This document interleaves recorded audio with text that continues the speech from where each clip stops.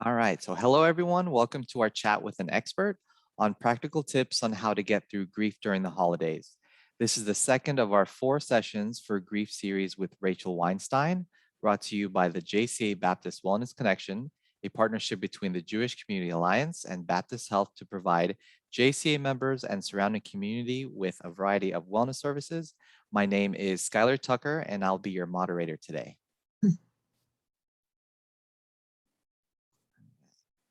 So to introduce our speaker, Rachel Weinstein has a master's in education and is a grief specialist and educator in the Jacksonville area. She is the founder of Jacksonville Center for Grief and Loss. Her website, jacksgrief.com, provides support, education, and consultation for grief, loss, and life change. So it's nice to see you again, Rachel. Would you like to share more about yourself and about grief in general with our group today before we get into our topic?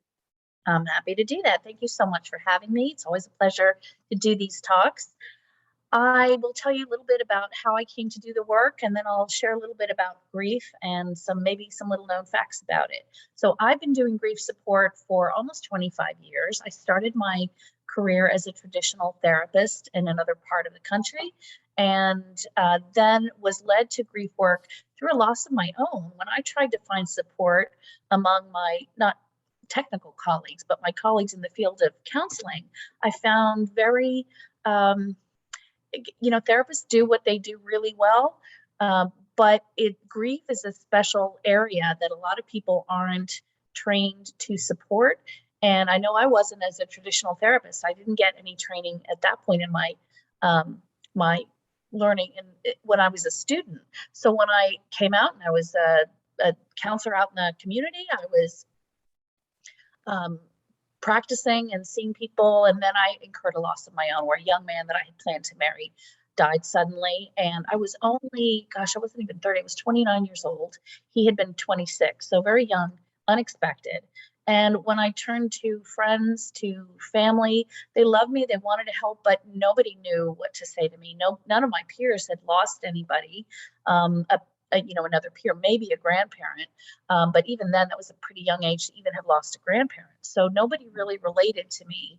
And I incurred my first lesson of just how lonely it can be to be grieving in the world and not have anybody who really helps to bring you through it, can be with you in a way that feels really comforting and to help navigate through the waters of grief. And so when I finally found support, when I moved from where I had been living in Pennsylvania to California, I happened upon, quite by accident, if you believe in those, a place that specialized in grief work. And they weren't traditional therapists, they were grief specialists. And I ended up going there a year after my own loss and got such tremendous support and was really profoundly moved by just how powerful that experience was, that I decided to devote the remaining part of my career, however long that would be, and here I am still doing it, to grief support and education. I had a really good lesson by being on the other side of it, trying to get support. And so my attempt is always to remember that place and to be there for people in a way that I wish someone had been there for me in those early days. So that's kind of how I got to do the work in general. Since I did end up getting some special training and education in grief, loss, and life transition. And since then, I have been practicing as a grief counselor for almost, like I said, 25 years. I moved to the Jacksonville area in 2014, and I founded a couple of years later the Jacksonville Center for Grief and Loss, where, as you said, I provide support, education, and consultation for grief, loss, and life change. So that's a little bit about how where I work. I did have a brick and mortar office prior to the pandemic, but what I found since then, when everybody kind of went virtual, is that it became really easy for me to reach people who maybe couldn't get to my office. Maybe they're in another part of the country or the state, or they're just not in a place to leave their home, or the hours don't work for them. So I haven't yet reopened my office because I haven't found need to, but I will if the need arises. So the way that I work is both for individual and with families, or groups to educate, groups like employers with their employees and so on. I work I do house calls, which is unusual. I have a home office, and as well, I do support like this through Zoom or even the telephone. So it's a little unusual that I do house calls, but and it's somewhat circumstance dependent. However, I find that a lot of people who are grieving have a difficult time getting up and out. So it's supportive to have me come to them. And it's also a good opportunity for me to see their surroundings and maybe see pictures and just get a flavor for what they're sitting, where they're sitting every day as they grieve. So it kind of helps me as well to get to know the person with whom I'm supporting. So that's just a little bit about me and how I do what I do. I'll say off the bat that I don't accept insurance, but because of that, I have a sliding scale. And so I will work within someone's budget if they need that. Anything else I can say about my practice, really, I can save till the end. But that's it about me and my journey here. I'll just share a little bit about grief, if I may, before I know that you have some questions, of course, for me. So I want everybody to understand that grief is not um, it is not an event. It's a process. It is, technically speaking, it is a natural and normal result of any loss or change. If it has been important to you, if you have been invested in it or in the person, in a relationship, in the animal, in the job, in the home, and you've lost it or it's changed significantly, at least in a way that's significant to you, then what you're experiencing afterward is grief. Bereavement's a word that we use for the process of our response to death and dying. So they really are distinct. And when I talk today, I'm going to be talking about grief in the holidays, and it really can apply to any loss or change. Maybe you just moved, or maybe you're in a new community, or maybe your loved one is now in assisted living and they're not able to be with you in a way that they were either physically or literally cognitively in a way that they had been in the past. I want you to just keep those things in mind as I talk today, because I could be referring to any loss or change that's important to you and your challenge in getting through the holiday alongside of it. The other thing that I want to say about grief is to dispel a myth, which is that grief is about stages. Elizabeth Kubler-Ross was the first person to talk about the stages of grief, and what she was really talking about were the stages that someone goes through in response to news of their own terminal illness, their own impending death. It was not meant to speak to grief in general, nor is it meant to be orderly. It's really more like dimensions that you visit and revisit, or can skip altogether, and that being okay. But I want to just kind of put that out there and put that on the table, that grief is a response to any loss or change. It is not neat and orderly in terms of stages. So please don't judge yourself or someone else in terms of where they are. Even feeling nothing, feeling kind of numb, like you're going through motions, is part of grief. So it's not like you're not dealing with it if you feel just kind of numb. So those are the two things I want to say about grief in general. And I also just want to simply distinguish it from depression that is a result of all kinds of other physiological processes. So in grief, we tend to know why we're grieving. We understand what the loss is that we're responding to. But in clinical depression, it's not. So I think that's just what I want to say to begin with. So thank you for that. Yeah, thank you, Rachel, for sharing your personal story too. So I think that does make a difference in your path and everything. So I know you're doing a series of talks for discussing different aspects of grief. Why did you choose the topic of getting through grief during the holidays? Yeah, so grief is hard enough, right? But when it comes to the holidays, and let's just go through them. I think it kind of tends to be like an assault. The holidays are not just throughout the year with the January. Let's just start with January, New Year's Eve, and then February you've got Valentine's Day, and March. I don't know what is in March.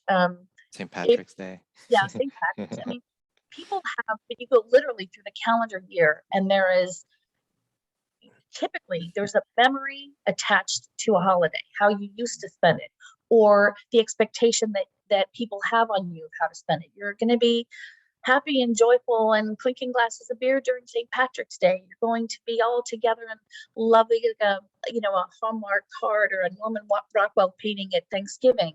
And alongside grief, that's really, really tough. So I wanted to take the chance to talk about that and how to get through the holidays alongside that, but also to note that it's not just national holidays that we're talking about. We're really talking about times of special remembrance. So, for example, you're coming up on the anniversary date of a loss or a significant change, or it's somebody's birthday. It's your birthday. It's Father's Day. It's a special time of year that you and your loved one always would go and decorate pumpkins. Whatever it is that it just evokes a memory that's attached to some pain now.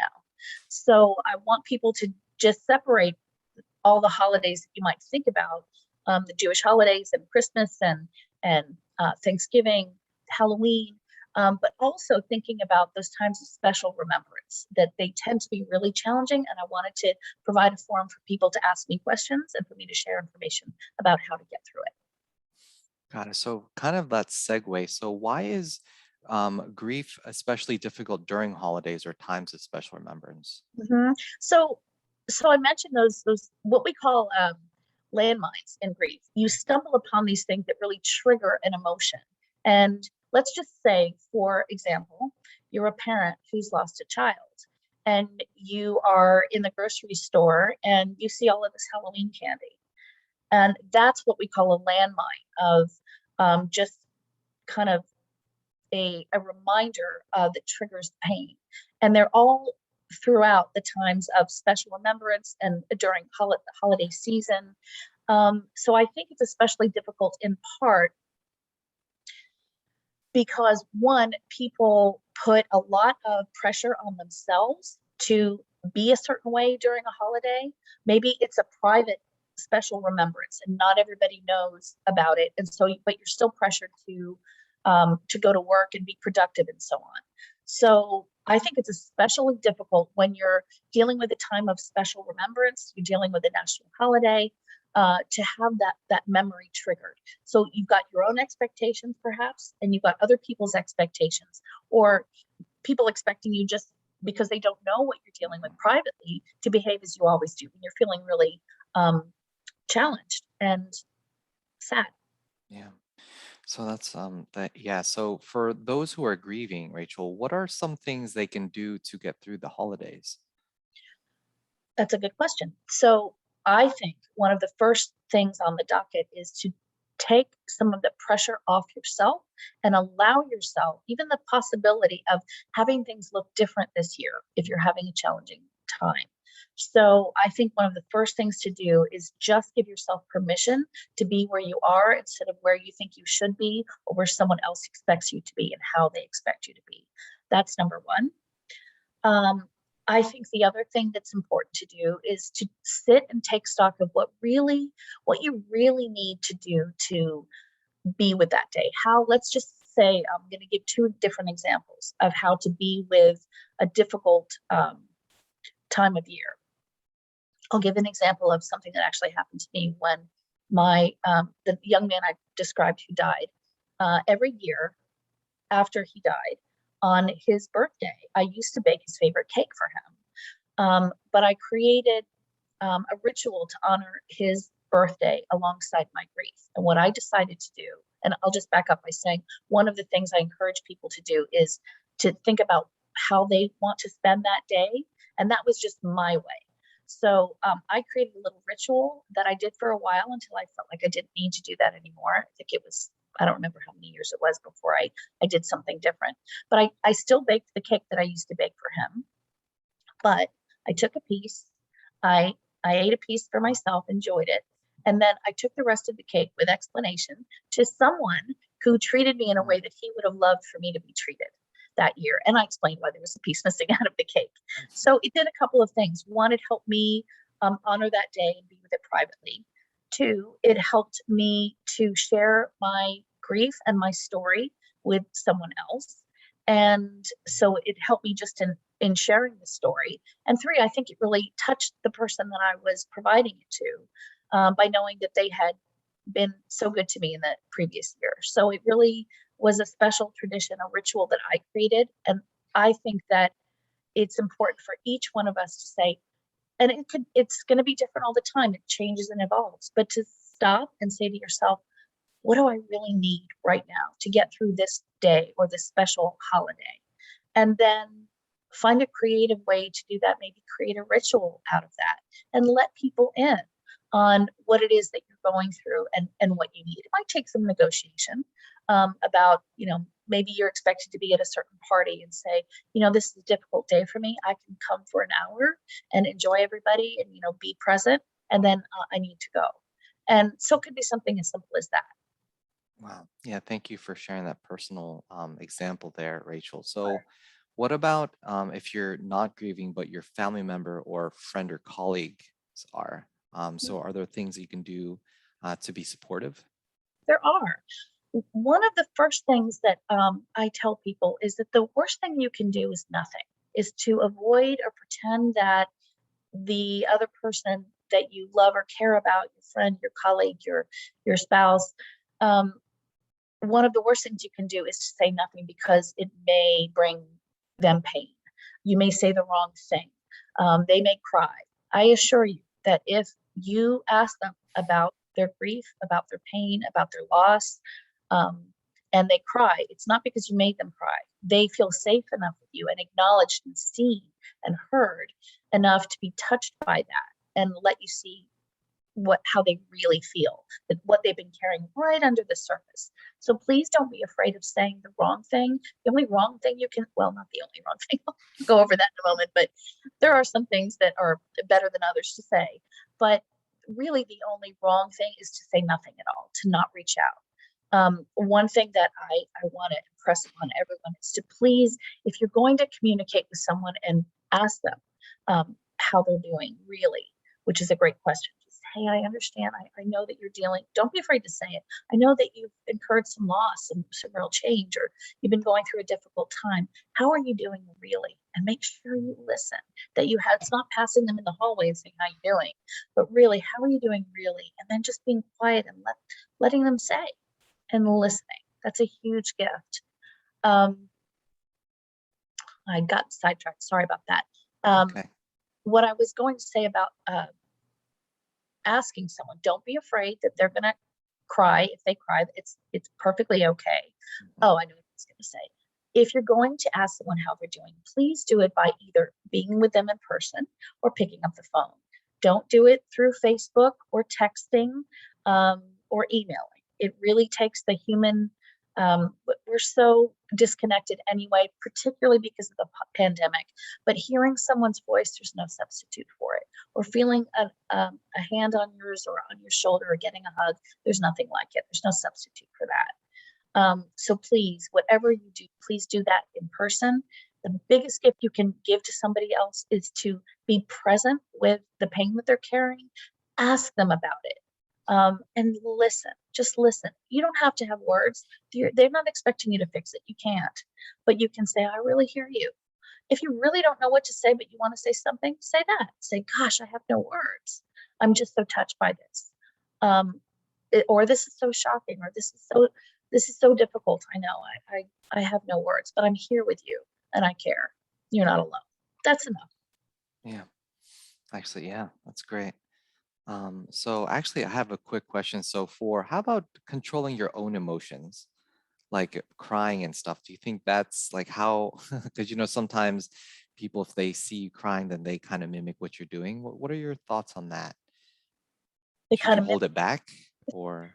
Oh, if you can ask a grief counselor if you should hold back emotions, the answer would be no. I'll say this, that in the real world, there are people that you are that you can feel free to be vulnerable in front of, and there are people that or times that you can't. If you're in a meeting, here's a little.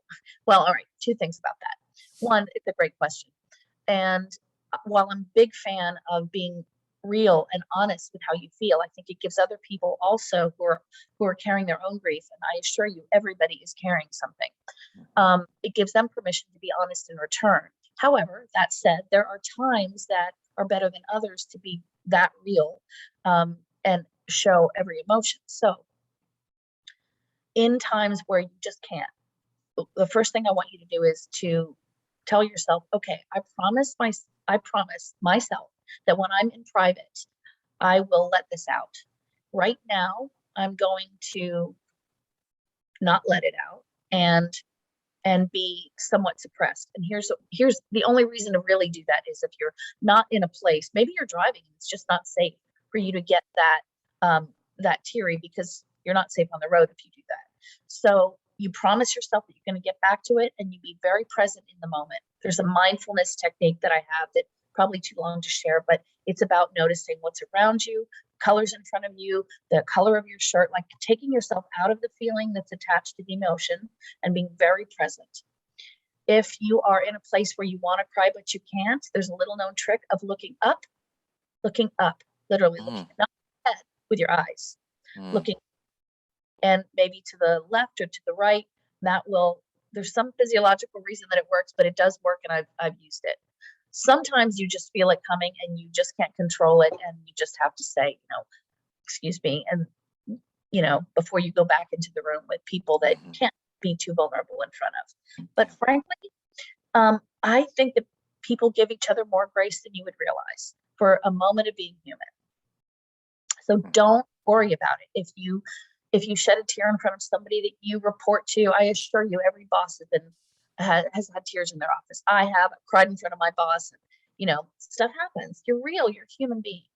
So while I'm not a big fan of suppressing it, I do acknowledge that there are better times and places than others.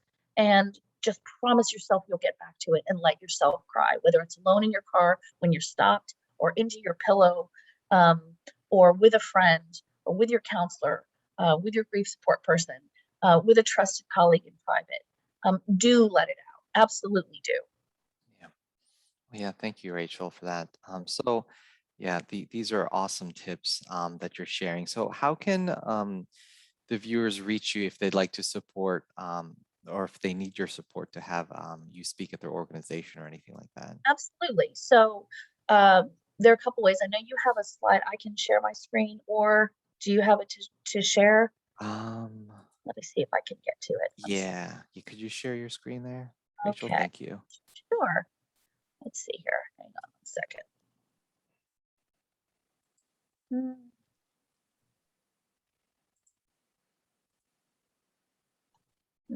Okay, here it is. No, nope. 1 second. Share screen. Got it. Okay. Let's see.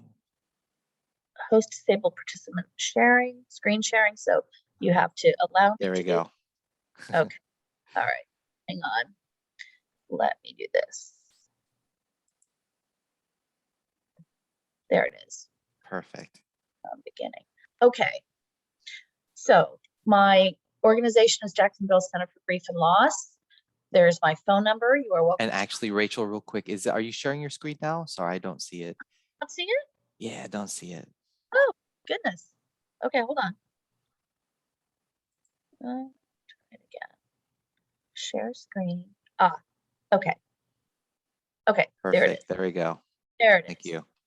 Okay, so now everybody sees it? There we go. Yep. Oh, do I need to put that down there? Okay, so Jacksonville Center for Grief and Loss is my organization. There is my phone number, my email address, and my website. You don't have to remember all of that. If you remember jacksgrief.com, that's enough. And it has a different phone number on there, but it goes to my same phone. So it's just something I did for national, for people who are tuning in, who are coming across my website nationally. I gave them a more broad number. If you mention when you connect with me this presentation, I will provide a complimentary consultation for you, and that will include you sharing with me where you're challenged and me listening and providing you with some support and some guidance. It may be that a loved one or a friend is grieving and you want some more information about that particular situation. It may be your own grief or loss or change. So there will be no charge for it, and I will spend time with you. I won't even hit the button on the clock. You and I will chat, and we can do that in a variety of ways: in person, through Zoom, on the phone. I can come to you, or you can come to my home office. All of those things are available. Great. So thank you again for your expertise and knowledge, Rachel. So is there anything else you'd like to add? Um, I would love to open it up and find out what people are challenged with Okay. themselves during this holiday period of time. So can we open it up when you're done with your piece of it? Yeah, Uh, sure. All okay, right. great. So I'm going to go ahead and stop. So thank you all again for joining us today. And I'm going to go ahead and stop the recording.